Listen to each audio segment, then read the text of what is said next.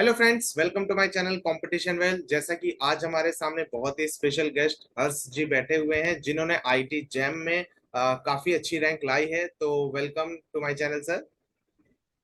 Thank you everyone. तो thank you sir आपको एक भी। बार आप हमारे व्यूअर्स को बता दीजिए, आप अपना इंट्रोडक्शन प्लीज दे दीजिए। मेरा नाम हर्ष इंगोरानी है। मैं कानपुर शहर से बिलोंग करता हूँ। मैंने आईआईटी जैम की प्रिपरेशन 2023 से स्टार्ट करी। मेरा जो एजुकेशनल बैकग्राउंड है, मैंने बीसीए किया है कानपुर में, वीरेंद्र स्वरूप से, अगर जानते होंगे कानपुर के लोग।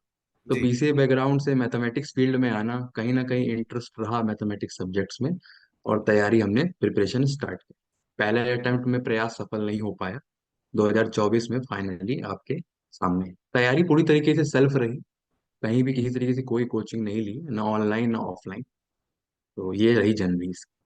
तो मतलब आपने कहीं पर कोई भी कोचिंग नहीं की, ना ही ऑफलाइन की है ना ही नहीं, ऑनलाइन की है। नहीं, और आपका किसी फर्स्ट भी अटेम्प्ट? तरीके की। अच्छा, फर्स्ट अटेम्प्ट नहीं हो पाया ये था। मेरा। या, ये सेकंड जी जी। अटेम्प्ट था। जी जी, मेरा सही। जी। तो जैसे कि हर्ष जी आपने स्टार्टिंग की होगी, आपने ग्रेजुएशन किया, तो मतलब आप कैसे आईटी जैम की तैयारी कर सकते हैं, क्या क्या क्वालिफिकेशन चाहिए, पहले आप एक बार बता दें।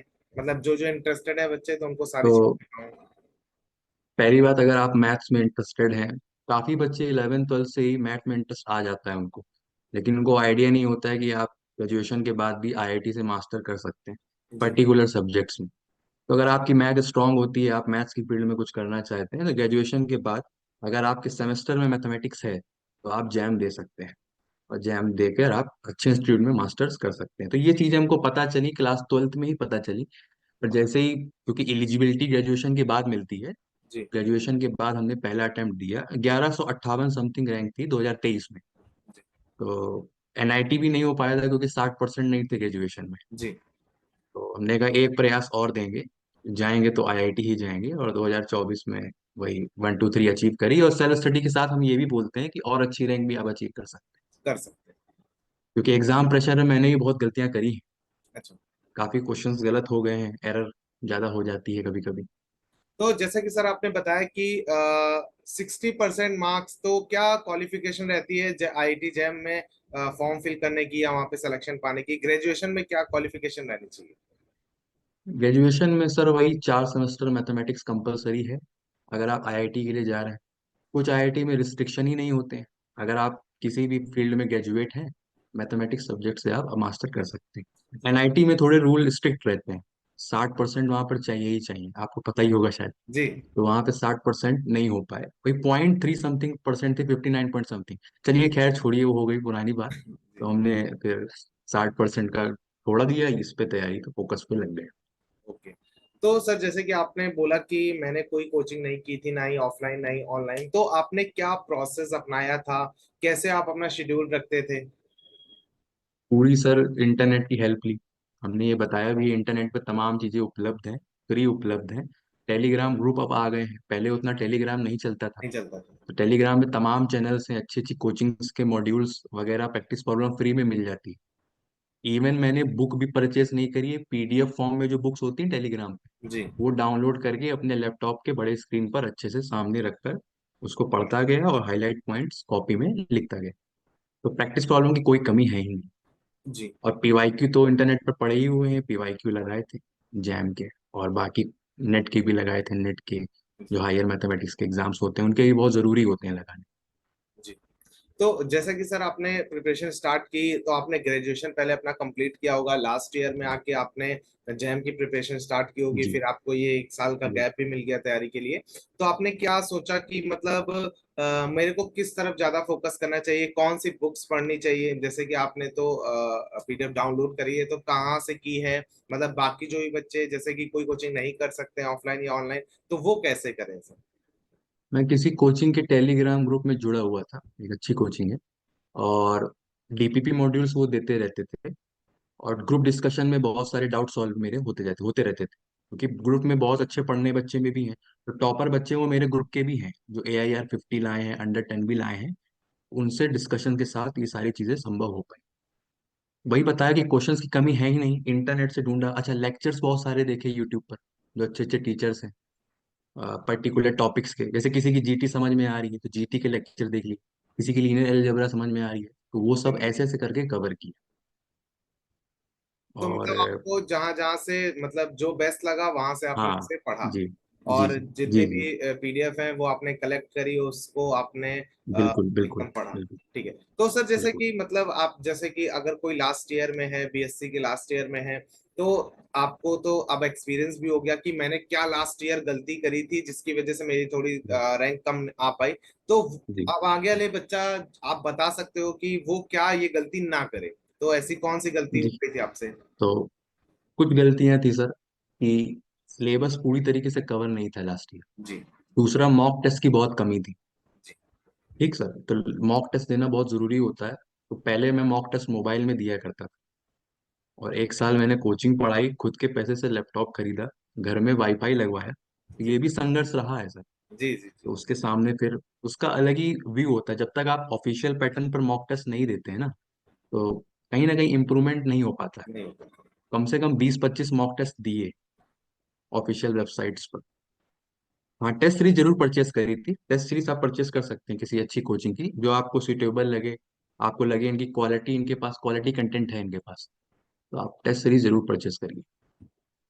बाकी तो सर वो रहता ही है कि अचीवमेंट दिखती है, उसके पीछे की मेहनत बहुत कम लोग ही देख जी पाते जी। हैं। जी बस बस वही सी है ना, वही सारे बात। जी। तो जैसे कि आपने मॉक टेस्ट, जैसे कि कोई बच्चा अगर तैयारी कर रहा है तो उसके लिए मॉक टेस्ट कितनी ज्यादा इंपॉर्टेंस रखता है?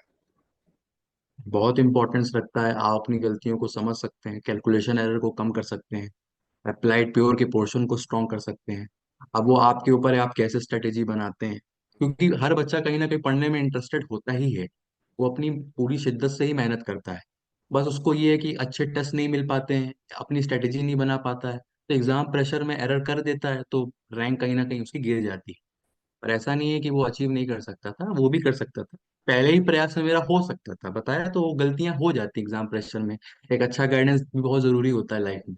अगर आपको मिल जाए तो बहुत अच्छी बात जी, रहता है कि अगर हमें अब आप अगर हमारे पास गाइडेंस नहीं है तो अब हम गलती करके ही सीखेंगे उस चीज को। अगर गाइडेंस है। है जी तो जी हम उस गलती, जी जैसे कि हम आपसे पूछ रहे हैं, तो अगर जो बच्चे इस वीडियो को देखेंगे तो वो ये गलती नहीं करेंगे, वो पहले ही मॉक टेस्ट को लगा जी के जाएंगे अच्छे से। तो बिल्कुल जैसे कि सर बिल्कुल। जो एग्जाम होता है उस मतलब जैसे कि आपका पूरा सिलेबस, आपने बोला कि आपसे सिलेबस नहीं कंप्लीट हो पाया था पहली बार में, हम्म। तो अगर कोई बच्चा सिलेबस जी कंप्लीट कर लेता है पूरा, तो एग्जाम के कितने टाइम पहले तक उसको सिलेबस कंप्लीट कर लेना चाहिए? सर, सही समय तो ये होगा कि अगर एग्जाम आ रहा है, फरवरी में ये एग्जाम होता है, तो वो फरवरी वाले ईयर तक ना पहुंचे। जी जैसे 2024 में एग्जाम है तो 2023 में ही खत्म कर दे। जी तो 2 महीना पहले जरूर खत्म कर दे, और टेस्ट देना शुरू कर दे 2 महीना पहले से ही। जी तो ये बेस्ट समय होता है सर, रिवीजन का भी और टेस्ट का भी। जी। तो जैसे कि सर आपने आपको पीडीएफ वगैरह जैसे आपने निकाली, डाउनलोड करी टेलीग्राम वगैरह से, तो जी आप अपने जी सेल्फ नोट्स बनाते थे या उसी से ही पढ़ते थे? बिल्कुल। जो साम वेदना एक बुक है, नाम लूंगा, वो पीडीएफ फॉर्म में डाउनलोड करके रखी हुई थी। डायरेक्ट बुक पे नहीं गया, पहले सारे डीपीपी मॉड्यूल्स लगाए, और यूट्यूब पे टीचर्स के वीडियोस देखे, लेक्चर को समझा, उसके बाद बुक रीडिंग करी। उसमें से अपने आप मैंने हाईलाइट पॉइंट्स ढूंढ लिए। जैसे री एनालिसिस स्टार्ट कर रहा हूँ, तो जी सीक्वेंस की क्या क्या प्रॉपर्टीज हैं, सीरीज कब कब कन्वर्जेंट होगी, वो छोटे छोटे मैंने ढूंढ ढूंढ के अपने पेजेस में बनाता गया, बंडल फॉर्म में। फिर उसको रिवाइज करता गया। अलग अलग टॉपिक का मेरा एक बंडल है, रियल का अलग है, जीटी का अलग अच्छा, इसका अलग, है। तो नोट्स बना सेल्फ नोट्स बनाना बहुत जरूरी है। बहुत जरूरी है सर, पढ़ना और अपने आप ढूंढना, क्योंकि आप उसको अपनी लैंग्वेज में लिखते हैं, थोड़ा इजी बन जाता है। ठीक हो जाता है। इसको याद करने का तरीका भी आप अपनी लैंग्वेज में लिखते हैं, तो कहीं ना कहीं दिमाग में काफी समय तक वो रहती है। और आई थिंक जब हम एग्जाम देते हैं तो हमें अपना लिखा हुआ ही दिखता है सामने आंखों के। बिल्कुल सर। जी जी जी। जी। तो जैसे कि आपने पूरी आपकी क्या क्या आपके, जैसे कि अब ये प्रिपरेशन के बारे में हमने जान लिया, तो आपकी लाइफ में ऐसे क्या क्या ब्रेक थ्रू आए कि आपको क्या प्रॉब्लम्स आई तैयारी करते समय, और उस प्रॉब्लम से आप कैसे बाहर आए? सर, एक चीज कहूंगा कि पढ़ाई में उतनी मेहनत नहीं होती है। जी पढ़ाई तो बस करना क्या, बंद कमरे में आप लैपटॉप लगाइए, एक वाईफाई लगवा लीजिए, पढ़ते रहिए, उसमें कोई इशू नहीं होता। इशू सर ये रहा कि जैसे कि घर में अर्निंग सोर्स नहीं है, वो एक लंबी कहानी है।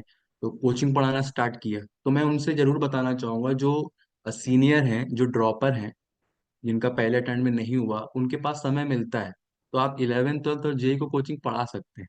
जी लोग कहते हैं कि ये बुरा काम है, बुरा नहीं है, आप मानिए आपकी कैलकुलेशन एरर बहुत कम होती है, अप्लाइड मैथमेटिक्स उससे स्ट्रांग होती है। जी।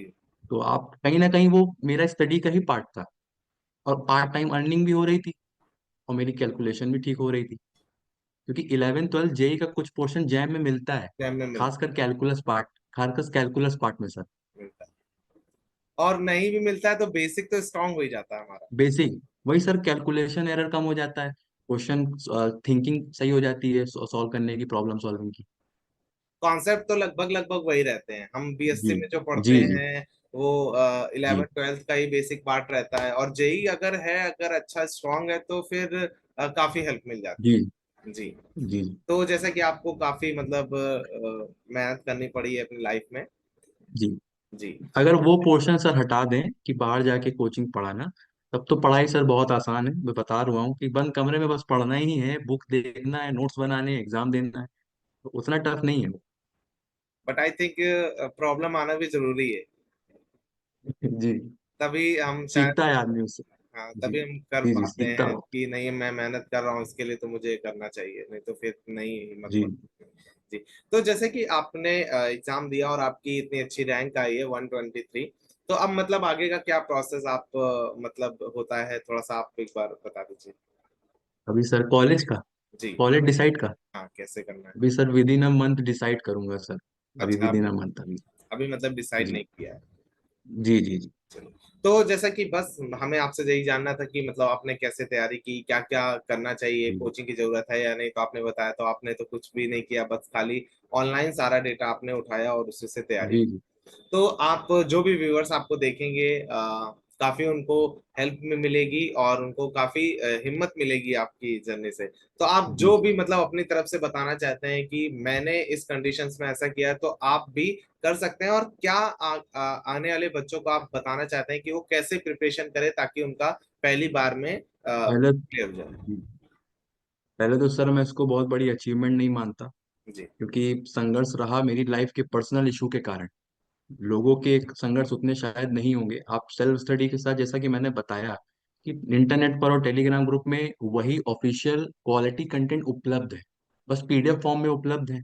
बस आपको वो पढ़ने हैं, लगाने हैं, अपनी स्ट्रेटेजी बनानी है, नोट्स बनाने हैं। जी तो इस एग्जाम को बहुत अच्छे से क्रैक कर सकते हैं, और कोई चौंकने वाली बात नहीं है। अगर आप कर भी लेंगे, इसको अच्छा कर जी लेंगे, तो बहुत बहुत संभव है, बहुत आसानी से कर सकते जी सर। नहीं, बहुत से लोगों का रहता है ना कि 12th में वो लोग जेई का एग्जाम देते हैं, एक ही साल मिलता है, ड्रॉप आउट के बाद एक बार और अटेम्प्ट हैं। करते हैं, जी तो बहुत लोगों का जी जी नहीं भी हो पाता है। फिर भी वो, मगर जी जी एक सपना होता है, ड्रीम होता है सबका कि मेरे को आईआईटी जाना है, तो बहुत से बच्चों जी को फिर ये रहता है कि चलिए अब, बहुत से लोग अपना वो छोड़ देते हैं कि नहीं अब नहीं हो पाएगा मेरा, बट अब एक चांस जी और मिलता है कि बीएससी अगर वो करते हैं तो एक बार आईआईटी जैम के थ्रू वो आईआईटी में सिलेक्शन पा सकते हैं, अपना पोस्ट ग्रेजुएशन कर सकते हैं। तो बस यही है जी कि बच्चे देखेंगे जी और उनको लगेगा कि अगर वो इंटर में या नहीं हो पाते हैं जेई से, तो वो जैम के थ्रू भी आईआईटी में जा सकते हैं। चलिए सर, जी। आपसे बात करके बहुत अच्छा लगा और आपने काफी थैंक अच्छी यू। चीजें बताई। Okay sir, thank you. आगे जब आपका जी कभी सिलेक्शन हो जाएगा किसी आईआईटी में, तब फिर जी आपसे दोबारा बातचीत जी जी करेंगे। जी। Okay sir, thank you. आप शेयर शेयर शेयर करूंगा आपसे share. Okay sir, thank you, thank you.